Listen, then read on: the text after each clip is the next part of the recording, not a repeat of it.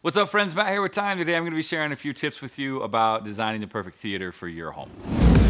If you're building a new home, if you're remodeling a home, more specifically if you're thinking about doing a theater, whether you're doing a brand new space that you're making a theater, or if you're converting an existing space, remodeling an existing space into a new theater, this is probably going to be a helpful video for you. So we get a lot of calls from people. They meet us at the different parade of homes. They've seen some of the theaters that we put out there in the market, some of the awards that we've won, and we get a lot of questions about theater design. So I wanted to do a couple of videos that I'm putting out there to just answer some of the common questions we get about theater design.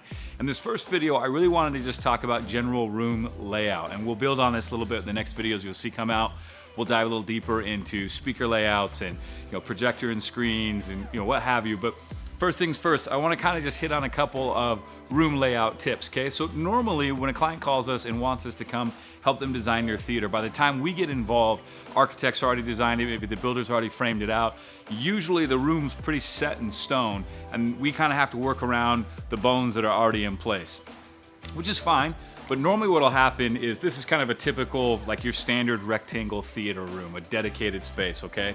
And a lot of times what happens is everybody wants to maximize seating space in the room. So either the architect or the builder, the designer, whatever, by the time we get there, they've already decided that they're gonna put a platform here across the back, and they're gonna put a row of seats, and then they're gonna do another row of seats, and then probably some bean bags, okay? Across that bottom row, right? And normally, this is pretty typical. So when we come into this space, there's not a lot we can do to really design the theater.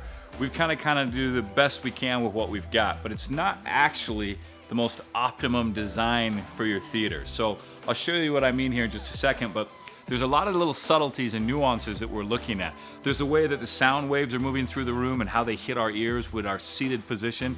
So we usually have your seat, which we call the king's chair or the cash seat. It's where you're going to sit when you're watching the movie. Even if friends and family are over, what's the seat you're gonna use, okay? So if it's here, that's not a horrible position. If we're in this back wall, we put ourselves in a position where the sound just is gonna struggle to be as good as it could be, because the way the sound waves are hitting the different walls and reflecting to us, there's just a lot of things going on to try and make this an enjoyable seating position. Okay, but that's normally how we design a theater. We kind of set out the room to optimize it for seating, and then we go into kind of fitting the speakers, the projector, the screen, and everything around that existing space. So in a perfect world, if we can design it, we do it a little bit differently. So if you talk to your guys who've been to like the THX certification or HAA certification, what they're gonna tell you is the first step is that you're gonna choose the seating area. So what's the area that you wanna seat? Now for a minute, you've gotta imagine that you're not trying to optimize the space for maximum seating. You're trying to look at this from a perspective of where's the best place in the theater for the king's chair or your chair, okay? And normally it's gonna be somewhere not quite middle, but it's gonna be closer to middle of the room than this back wall, okay? So just for kicks and giggles, let's say that we decide that the king's chair or the king and queen's chair are gonna be right about there, okay?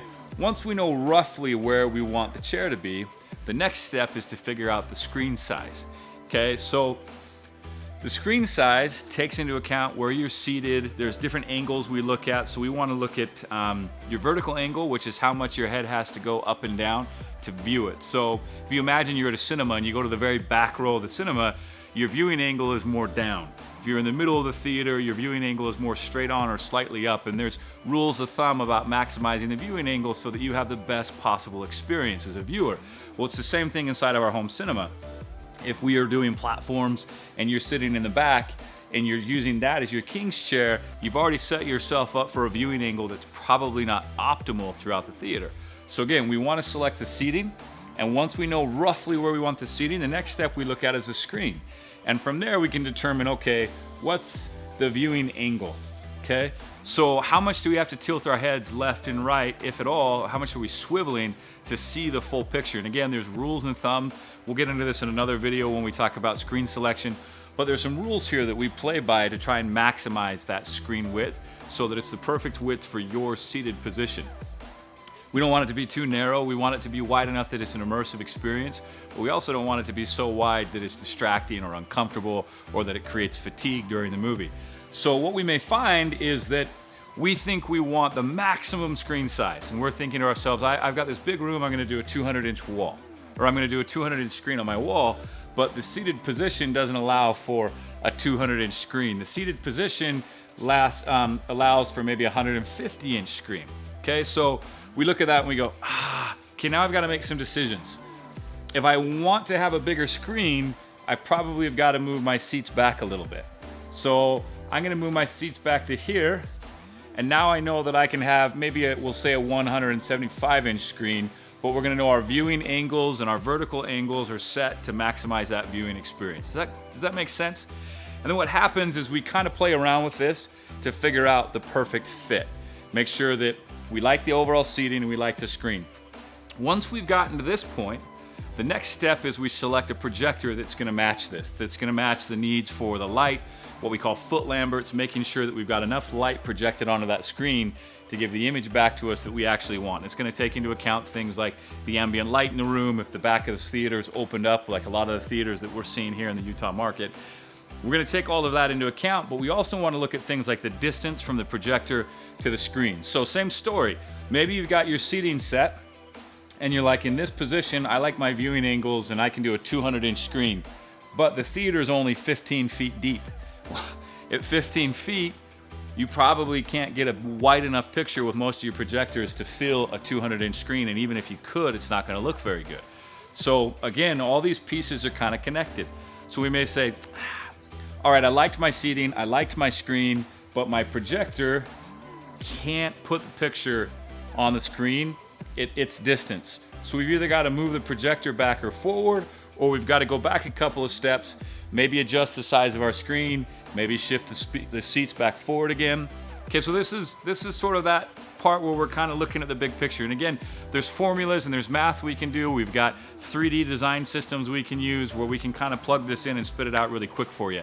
But if in your basement and you're taping it off or using spray paint, you're trying to eyeball this, you've got to kind of go back and forth, use some tools like Projector Central has their projector tool that measures projector throw and optimum distance for light and seating. It's going to spit some of those calculations out for you. I'll put that link in the comments for you. But I want you to understand that this is kind of how it works, okay? And what we may find when we're all done with this, I'm going to go to another page. What we may find when we're all done with this is where originally there would have been a platform here, so we would have had a platform against this back wall. What we may find is that we've decided the optimum seating looks a little bit more like this. So now our platform's gonna be kind of like this, and we're gonna realize we don't have room for bean bags in the front. Hopefully that kind of makes sense. This is gonna optimize our projector location, our screen size, and it's gonna give us the best overall viewing seating experience, okay? Once we get to here, then we can start laying in speakers, right? And we can start going, all right, I know where my speakers are going to be. This is really important because, again, if you look back, I'm going to flip back a couple of pages.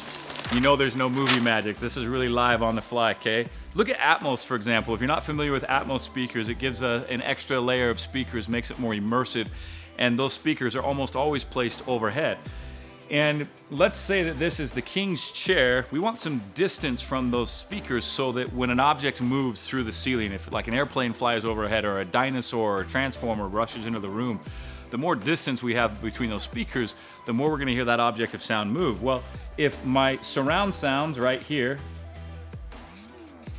and then my Atmos speakers are right here, I really don't have any distance here. In fact, there's almost no reason or not a lot of value to have both sets of these speakers here because the sound's going to kind of mesh together and sound a little bit like one really big tall sound instead of the sound actually moving. Again, it's because we were looking at this in terms of maximizing the space in the room rather than optimizing the viewing experience.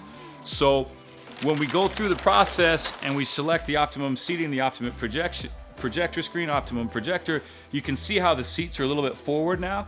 And one of the other things that's now created for us is some natural separation for speakers. So these could be my two rears. I could put some Atmos speakers in here. I can put some Atmos speakers in here. I could even put a third row of Atmos speakers, and I'm gonna have a really good sound experience all the way through. I'm also gonna have a better idea of where to put my surround speakers. So these are your surround rears and these are your surrounds, okay? And I'm gonna have a better idea of how to make sure that these are placed so that I'm getting the angles that are recommended from companies like THX or HAA for the optimum listening experience. So this has already been a lot longer video than I wanted it to be, but I wanted to show you this. Again, a lot of times when we come in to work with you on your theater, the room's already set in stone and it is what it is. We work with what we've got, we make the best of it. But this is sort of how you would design a theater if you had a blank template and you could just say, all right, here's my space and I'm gonna move things around to optimize the experience.